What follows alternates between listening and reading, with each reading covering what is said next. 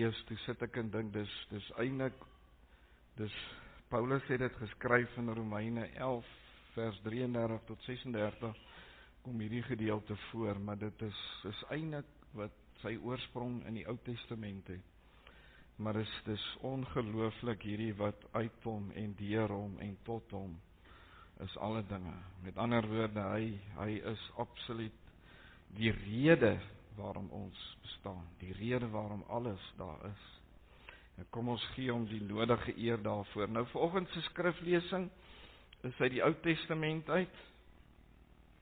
Is uit die boek Samuel, die tweede boek Samuel, net so vir die kinders wat hier so sit, die boek Samuel en dan die boek Konings, alles en die boek Kronieke is koningsgeskiedenis, of is die geskiedenis van Israel se konings wat in Israel se tyd daar was. En ons lees van koning Dawid. Koning Dawid was die tweede koning in Israel gewees. En ek glo dit is seker die grootste koning as mens wat Israel nog gehad het. Hy was eintlik 'n baie besonderse mens, net soos wat Daniël, as jy 'n bietjie Daniël, selfs Moses ook is besonderse karakters in die Ou Testament. Partykeer is die Ou Testament so bietjie moeilik, maar as mens hom meer begin lees, dan begin jy die storielyn volg, en dan skielik hier tussen die lyne, dan begin jy uitvind, maar Moses is so 'n mens gewees, of Dawid was so gewees. Maar voor ek vir ons lees, kom ons maak ons oë toe. Here, 'n kosbare Here, dankie vir vandag. Dankie dat ons in hierdie gebou wat van baksteen gemaak is, baksteen en sement, dat ons hier binne kan sit en u woord kan hoor en kan kom hoor wat u deur my spreek.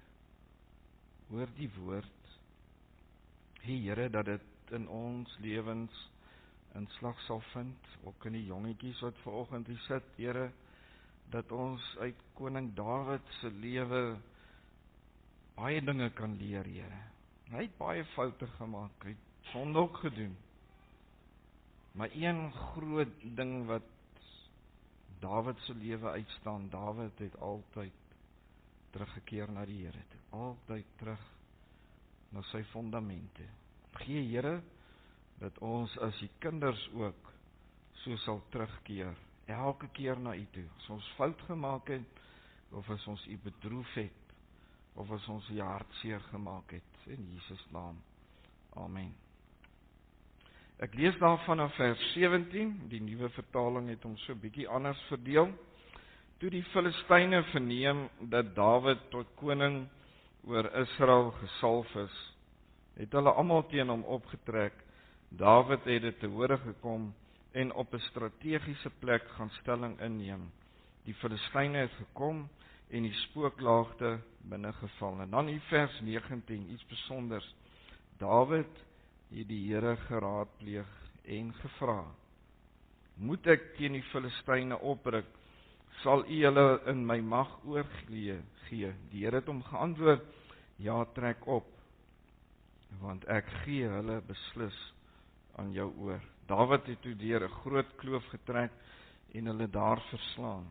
Hy het gesê: Die Here het my vyand voor my gekloof, soos water 'n wal kloof. Daarom het hy die plek Groot Kloof genoem.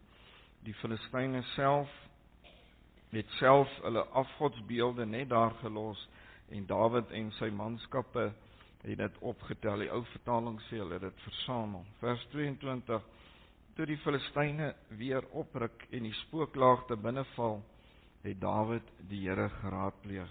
Die Here het gesê: Moenie optrek nie, draai na hulle agterhoede toe en val hulle aan reg oor die melkbosse. Wanneer jy 'n geritsel in die toppe van die melkbosse hoor, moet jy blits vinnig aanval, want dan trek die Here voor jou uit om die kamp van die Filistyne te tref. Dawid het gemaak soos die Here gesê het, en die Filistyne van Geba af tot by die ingang na Geser verslaan. Tot sover.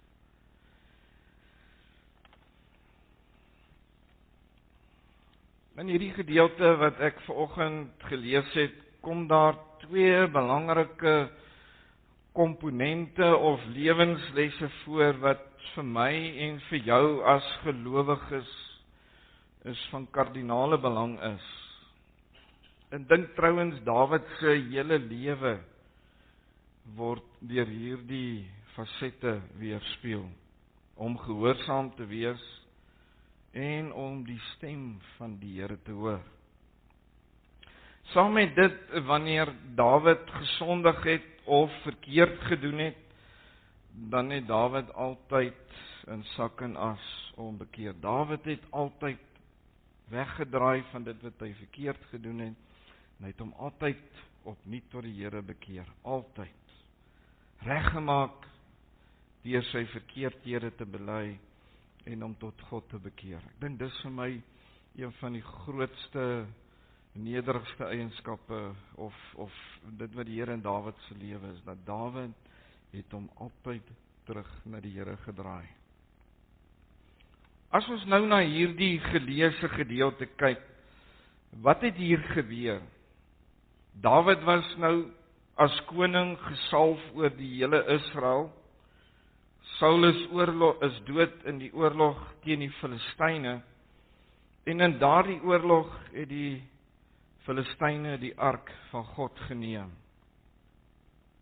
Nou ek gaan nie vanoggend ingaan wat daar alles gebeur het, die vooraf geskiedenis nie.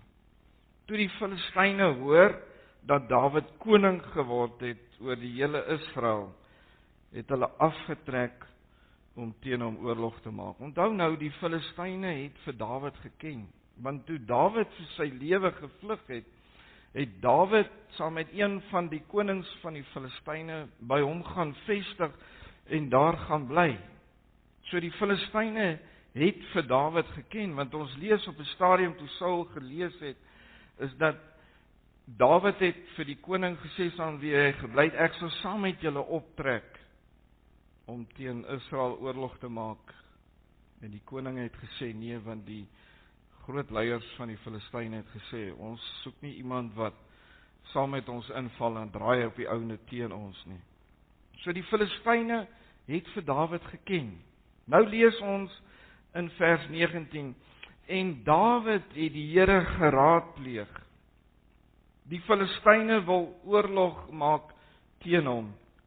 En die logiese sou wees om in oorlog teen hulle op te trek, alhoewel ons die vers dit voor dit lees, om jou land te verdedig of om jou land te beskerm. 'n Mens sien hierdie optrede veral in die geskiedenis van Israel in die Ou Testament, soos ek vanoggend vir die kinders gesê het, in die boeke van die konings. Hier sien mens in die lewe van Dawid wat sy hele lewe gekenmerk het. Dawid gaan nie dadelik tot die oorlog toe nie, alhoewel hulle reeds in die slagorde was. Dawid raadpleeg die Here. Dis my amper dieselfde soos ons in die Nuwe Testament lees in die boek Handelinge. Die kerk het gebid en toe het die kerk gewerk.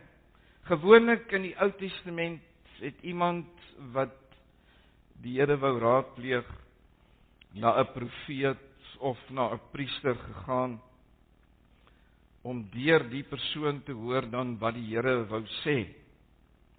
En ons lees in hierdie betrokke gedeelte nie daarin nie, en ons kan dalk die veronderstelling maak dat Dawid het self die Here geraadpleeg en die Here het homself geantwoord. Dis baie interessant hoe sy lewe teenoor die lewe van Saul verskil. Ons sien ook vroeër in die lewe van Dawid, toe hy gevlug het vir Saul, dat hy na die tent van samekoms gegaan. Daai tyd het hulle nog nie 'n tempel gehad nie, om die swaard van Goliat, wie hy gedood het, te gaan haal. Ons lees ook dat hy vir die priester nie die waarheid gesê het nie, waarom hy daar was nie. En ons lees ook dat Dawid honger gehad het en dat hy die toonbrode uit die heiligheid, uit die heiligdom uitgeneem het. Nou, kom ons kry 'n bietjie perspektief wat hier gebeur het. die toonbrode was elke dag deur die betrokke priester wat aan diens was vervang. So daar was nie ou brood in die heiligdom gewees nie. En daai brood was heilig en gewy aan die Here. In die gebruik of die voorskrif wat die Here vir Moses gegee het, is dat daai brode as die nuus inkom, dat die betrokke priester wat aan diens was, net hy en sy gesin het dan van daardie brood geëet. Onthou, hy was dan gewas, gewyf aan die Here. Nou lees ons hierso, Dawid het van die brood geneem en vir sy manskappe gegee om te eet. Nou niks met hulle oorgekom nie.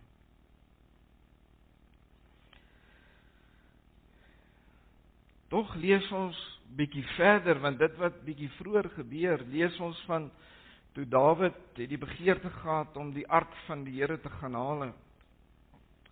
En toe hulle dit nie volgens voorskrif gedoen het nie, dat die Here daardie persone met die dood getref het.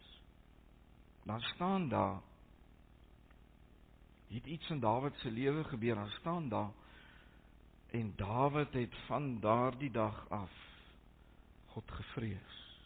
Met ander woorde, ek kan dalk sê, die Here het, Dawid was jonk en vurig, hy was 'n man na God se hart, sê die Bybel vir ons. Die Here het vir Samuel gesê, ek het een gevind wat na die wense van my hart sal handel, dat die Here dalk in sy onkunde toe hy die toonbrode gevat het, het die Here dit oorgesien. Die Here Jesus maak ook melding daarvan toe hy gesê het, maar Dawid het ook van hierdie toonbrode gevat. Want hy wou daardeur gesê dat hy die Here oor die Sabbat ook is. Wat lei ons hieruit af? Ons lees toe Samuel, dit wat ek nou net vir julle gesê het, toe Samuel die Here geraadpleeg het oor wie hy nou moet salf, en toe hy vir Samuel gesê het, ek het iemand in Israel gevind wat na die wens van my hart sal handel.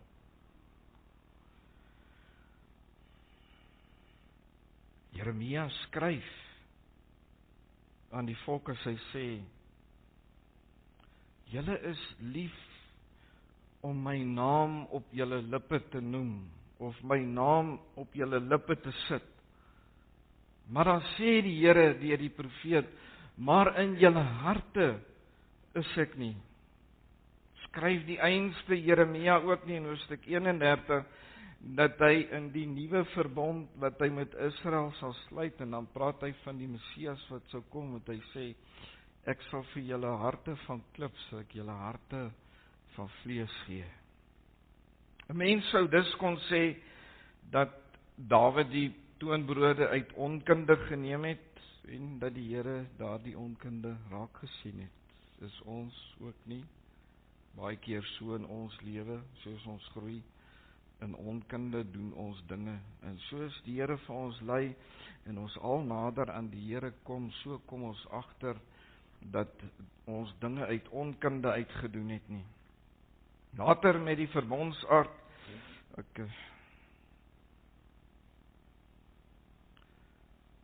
ander woorde, Dawid, ek het myself ingehaal.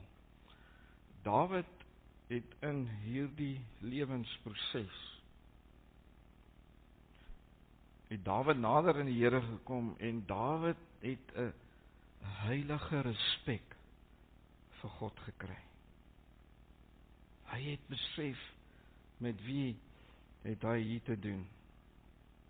Hoe nader ek aan God kom, hoe meer ek God ervaar in my geestelike lewe, vir wie hy is, hoe meer sal ek in my lewe eerbied gee aan hom. Hoe meer sal ek gewyd word in my lewe, heilig word in my lewe. Sit nie Petrus wat skryf nie, het die Here nie gesê, wees heilig, want ek is heilig. Het daar meer versigtigheid gekom in sy wandel met die Here. meer en meer verantwoordelikheid teenoor die Here. Is dit nie wanneer ons groei in ons geloof, dat die Here soms 'n mens, die ou mense het 'n woord wat sê, so bietjie aan die bek geruk. Dat ek besef maar, met wie het ek te make? Met ander woorde, ek sê nie, God het nie liefde nie, God het ongelooflik baie liefde. Maar dit is soos 'n kind teenoor sy ouer. Ek sê altyd vir die kinders, as jy nie van kleins af leer om respek te hê vir ouer mense nie, gaan jy dit baie moeilik vind om vir God self respek te hê. Wat leer die woord ons van gehoorsaamheid?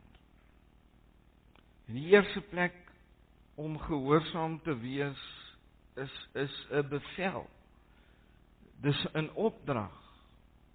Want die teenoorgestelde van gehoorsaam is ongehoorsaam. In die Psalm staan daar geskrywe, is gehoorsaamheid aan die Here, is in Samuel 2 Samuel, is gehoorsaamheid aan die Here nie beter as die vet van die ramme. Nou moet ons ook mooi verstaan, hoekom praat hy van die vet van die ramme?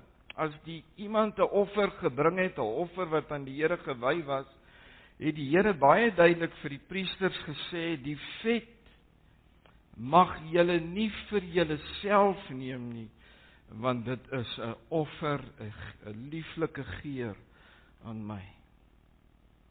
Dis hoekom hy vra, is om gehoorsaam te wees nie veel beter as die beste deel van die offer wat ek vir die Here bring nie.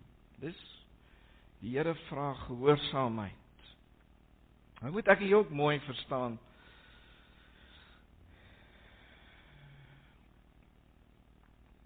dat die Here dit wat hy vir homself toegeëien het, gewyd is. En dat ons, of dat die priester nie daarvan vir homself mag geneem het nie. Die tweede plek, sonder geloof is dit onmoontlik om God te behaag. Ek wil baie graag vir julle Hebreërs 11 vers 6 lees.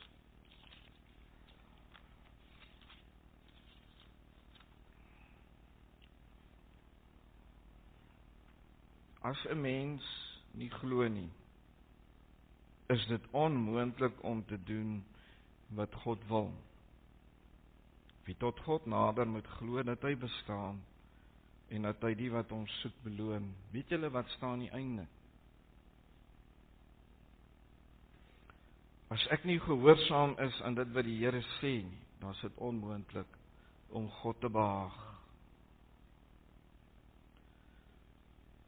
Die derde plek, wat sluit gehoorsaamheid in? Dis in die eerste plek om na die Here se stem te luister, om sy gebooie te bewaar, soos 1 Johannes 3 sê, die boek van God, om aan Christus gehoorsaam te wees, om aan die evangelie gehoorsaam te wees, dit wat die apostels ons geleer het. En nie so moeilike een, om onderdanig te wees aan gesag. Kom ons gaan terug in die tydperk van Jesus. Israel was onder die heerskappy van die Romeinse Ryk gewees. So die Jode kon nie net maak soos wat hulle wou maak nie. Paulus skryf dit ook. Wees onderdanig aan hulle wat oor jou geplaas is. En bid vir hulle vir vrede, want dan kan dit ook lei tot jou vrede. En juist dit wat Christus Jesus vir my en jou kom doen het ons kom regverdig gemaak deur die geloof. gehoorsaamheid. Christus was tog immers vir my en vir jou die volmaakte voorbeeld in dit gewees. Gehoorsaamheid is 'n eienskap van 'n kind van God. Ons word ook daartoe geroep. Ons word geroep om gehoorsaam te wees. Gehoorsaamheid moet uit my hart uitkom. Gehoorsaamheid moet vrywilliglik wees. Gehoorsaamheid moet sonder enige voorwaarde wees. Is ons nie baie keer lief om vir die Here te sê, maar as U my gesond maak, of as U my 'n werk gee, dan sal ek dit of dit doen. Die Here leer ons anders in sy woord, ten spyte van wat vorentoe gebeur. Ons moet vrywilliglik gehoorsaam wees aan hom. Ons moet nie afwyk van die woord van die Here nie. Ons moet konsekwent wees. Gehoorsaamheid berei ons harte voor. En dan 'n laaste een, gehoorsaamheid bring seën mee. Hoor julle wat ek sê? Gehoorsaamheid bring God se seën. Nie noodwendig materiaal nie, maar geestelik. As jy gehoorsaam is aan die Here, dan bring dit vir jou geestelike seën. Seën wat 'n mens nie in mense woorde eintlik kan sê nie. Ek wil vir julle 2 definisies gee van gehoorsaamheid. Die eerste een het ek uit die Afrikaanse Woordeboek uitgehaal. Dis die gewilligheid, hoor die woord gewilligheid, om bevele, versoeke of wenke uit te voer. Die tweede een is om opdragte wat gegee word stiptelik uit te voer. Dis wat die Afrikaans sê om gehoorsaam te wees. Die Christelike Woordeboek omskryf gehoorsaamheid as volg, of natuurlik volgens die woord van God. En die eerste een, die Nuwe Testament wys Jesus se hele lewe as perfek, sonder sonde en doelbewuste gehoorsaamheid aan sy Vader. Ons lees dit veral baie mooi in die Evangelie van Johannes. Hierdie lewe van gehoorsaamheid was toegepas deur gebed en bepeinsing van die Ou Testament, die Ou Testament tekste wat hulle in daai tyd gehad het. Dit kom weer terug op wat ek sê by stilte tyd. Dis gehoorsaamheid.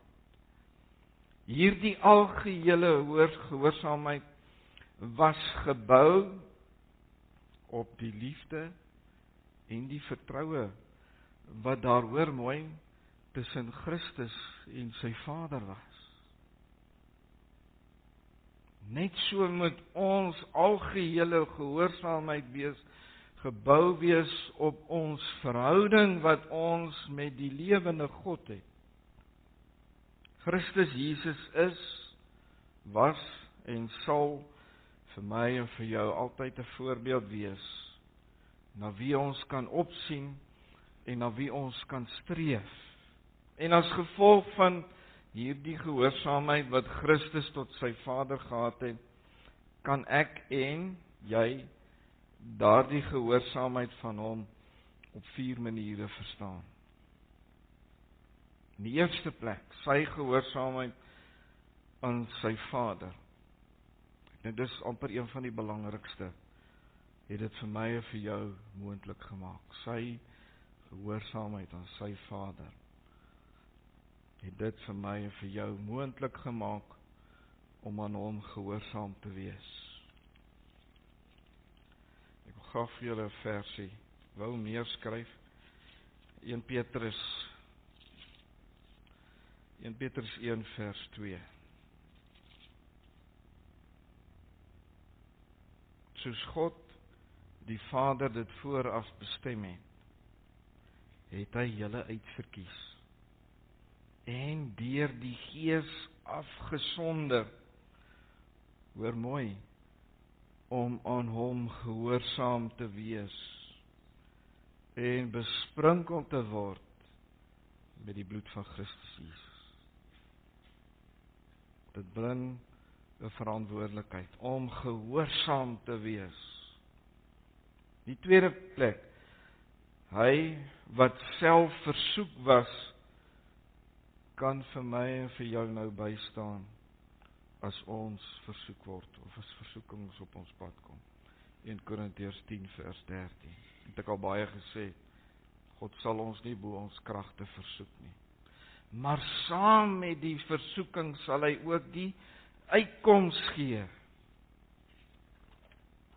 In die derde plek, alleen sy regverdige lewe wat hy vir ons afgelê het, sy lewe wat sonder sonde is, sodat ek en jy die lewe mag hê. 2 Korintiërs 5 vers 21. En dan die vierde plek, die Gees van Christus, dis die Heilige Gees, stel vir my en vir jou in staat om Christus Jesus se lewe te kan naboots. Natuurlik is dit 'n lewensproses. Paulus skryf daarvan, Romeine 8 vers 9, om meer en meer soos Jesus te word. En hoe meer en meer ek soos Jesus word, hoe nader en nader kom ek aan die Here. Om meer en meer gehoorsaam aan hom te word, want dis vir my en vir jou 'n lewensproses. Hoe meer leer ek om die stem van die Here te hoor. Na my en jou, is die laaste punt, kom die stem van die Here, of kom stemme, of op 3 verskillende maniere. Ek dink ek het dit al vandag gesê, gaan dit vanoggend net weer so vlugtig sê. Die eerste plek is gelowige, kom God se stem na ons toe. Dis deur die woord hoofsaaklik. Die tweede plek speel wie jy is en hoe jy gevorm is in die lewe, jou eie stem, wie jy is 'n tweede stem wat na my en jou toe kom. Dan die derde stem wat na ons as gelowiges toe kom, is die stem van die bose. Wat leer ek en jy hieruit? Dat die eerste 2 stemme kom van binne, God se stem en my stem. Die derde stem is van buite onsself, so ons kan hom baie makliker leer ken wanneer dit die werking van die bose is. Maar ons het ook geleer dat die duiwel geweldig slinks is, baie slimmer as wat ek en jy is. En hier is die wysheid van God se Gees in ons lewe baie noodsaaklik. Paulus skryf in Korintiërs om elke gedagte in die naam van Jesus te bind. Om elke skans, dis daardie dinge wat van buite afkom of van binne onsself kom, wat uit onsself kom, as ons daardie dinge vertroetel, om daardie skanse af te breek in Jesus se naam. Hoe leer ek God se stem ken? Hoe kan ek as gelowige, veral jong gelowiges, onderskei tussen God se stem, my stem en dan die slinkse stem wat van buite afkom? Want veral as ons baie dinge in ons lewens toegelaat het, dan raak dit moeilik om tussen my begeertes en dalk daai begeertes wat die bose op ons pad geplaas te kan onderskei. En daar is net een manier, en dis om met God te wandel. Hoe wandel ons met God? Ek sê dit vanoggend weer by herhaling, die meeste van julle weet dit. Dis in my binnekamer. Dis in my stilte tyd. Dis om nie net die woord te lees nie. Die Ou Testament sê, oordink my woord dag en nag. Saam met gebed. Hoe word dit vermag? Dissipline, konsekwentheid. Toe jy pas tot bekering gekom het, was dit vir jou moeilik om te bid, maar naarmate jy meer tyd saam met die Here in woord en gebed het dit vir jou al makliker geraak om te bid, om selfs te bid waar ander gelowiges saam is. Nou wil ek vanoggend bysê, hierdie dissipline en konsekwentheid het absoluut niks te maak met wetties wees nie. Want die groot gevaar om nie wetties te wees nie, as ek dit in aanhalings kom noem, kan dwaling baie sterk na vore. Is jy nie bestendig in jou daaglikse wandel nie. Paulus gebruik baie keer die voorbeeld van 'n atleet. 'n Atleet kan tog nie resultate verkry as hy nie gedissiplineerd is nie. As hy nie konsekwent is in sy oefeninge nie, gaan daai atleet nie resultate behaal nie. Net so is dit in my en jou geloofslewe. En het absoluut niks te maak met wetties wees. Ons almal weet wat dit is om dissipline te hê. Ek meen, julle wat in die werk staan. As jy nie gedissiplineerd is in jou werk nie, onderwysers in die klas, as jy nie jou kinders leer om gedissiplineerd en konsekwent te wees nie, gaan hulle dit moeiliker vorentoe hê in die lewe, selfs in ons geestelike lewe. En dat dit nie net van onsself kom nie, maar dat ek my as kind van God doelbewus daartoe moet verbind, myself al meer gewillig maak om gehoorsaam aan hom te wees. Kom ek verduidelik gou iets vir julle. Ons sê, of ek het dit ook al baie gesê, die Gees woon in my, hy sal my gewillig maak. Die Here het nie robotte gemaak nie. Die Here het mense gemaak, want hy wil hê mense moet hom dien, of moet die begeerte hê om hom te dien. Ons is nie net outomaties van die begin af net sommer 100% gehoorsaam nie. Dis 'n lewensproses waartoe ek groei. Selfs met my tyd saam met die Here in woord en gebed. Dis ek moet doelbewus gedissiplineerd, konsekwent, vaste tye goed hê om saam met die Here te spandeer. Dominee Etienne het dit altyd vir my so mooi gesê. Hy het gesê, gebed is soos 'n eetsaamhorkoekie. Hoe meer jy van die koekie eet, hoe meer wil jy van die koekie hê. Selfs tyd gebed saam met die Here. Aanvanklik is dit moeilik, want die duiwel wil nie hê jy moet hierdie boek lees, die duiwel wil nie hê jy moet bid nie, so hy gaan dit vir jou moeilik maak. Dis hoekom gedissiplineerdheid en konsekwentheid so belangrik is. Later word dit 'n tweede natuur. Dis soos 'n atleet. In die begin was dit moeilik geweest, hy was onfiks, moeilik om gedissiplineerd, moeilik om konsekwent te wees in die oefenprogram. Soos hy al meer en meer fiks geraak het en die doel al nader gekom het dissipline en konsekwentheid 'n tweede natuur van daai atleet geword, dieselfde in my en jou geestelike lewe. Wat beteken konsekwent? Ek het gaan kyk in die woordeboek, maar ek kon nie die woord kry nie, want ek dink dit is basies onder anglisisme, nee, die Engelse woord. Hier is my eie definisie van konsekwent wees.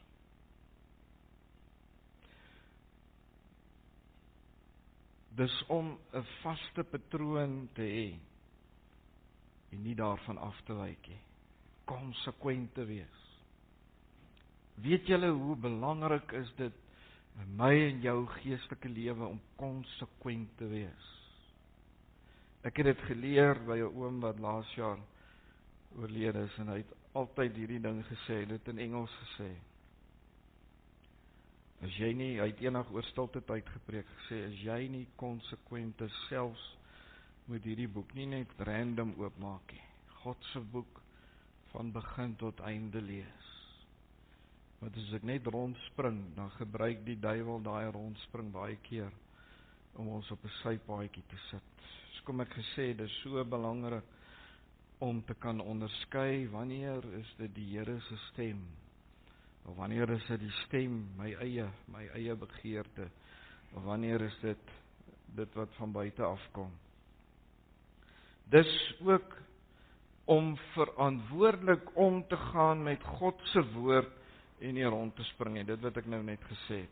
Dus leer ek as kind van God in my gehoorsaamheid aan hom om gedissiplineerd en konsekwent in my tyd op 'n daaglikse basis saam met hom te wees. Weet julle, ek wil eintlik vir julle dit sê, en ek het dit al baie gesê, en ek het dit al my eie lewe ervaar, dis hoekom ek nie sal ophou met te sê.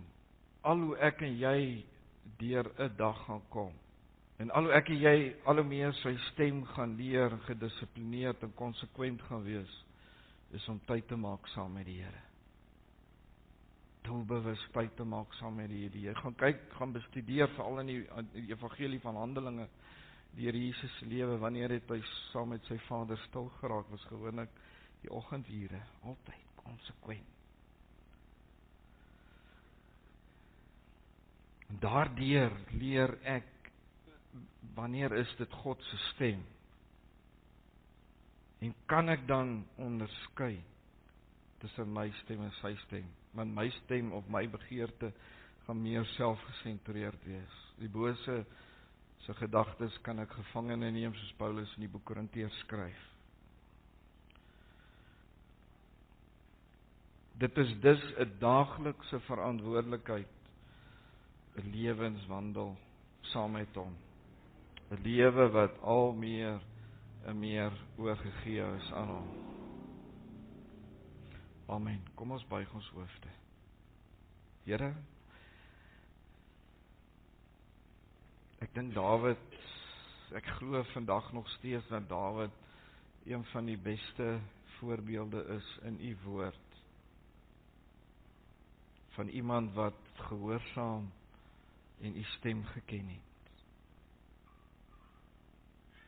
Hy is vir ons so 'n mooi voorbeeld, want uiteindelik Dawid se hele lewe in die Bybel vir ons oopgegooi, self toe hy Batseba se man laat vermoor het, Uria. Toe hy gemeenskap gehad het met 'n ander man se vrou. Saul het 'n offer gebring, maar nooit het Saul hom bekeer nie. Dawid het hom in sak en as bekeer. So 'n mooi voorbeeld. Trek vir ons almal wat hier is, Here, en hulle wat die woord hoor, trek vir ons nader na u toe. Here, daardie begeerte in ons harte om elke dag by u voete te wees, tyd saam met u deur te bring, sodat die wêreld nie vir my mag sien nie, maar vir Jesus.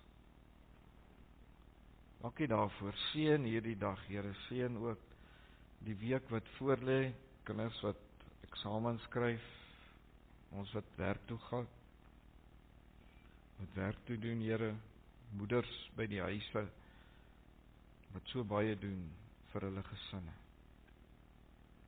Seën hierdie week, Here, tot eer en verheerliking van u groot en heilige naam. Amen.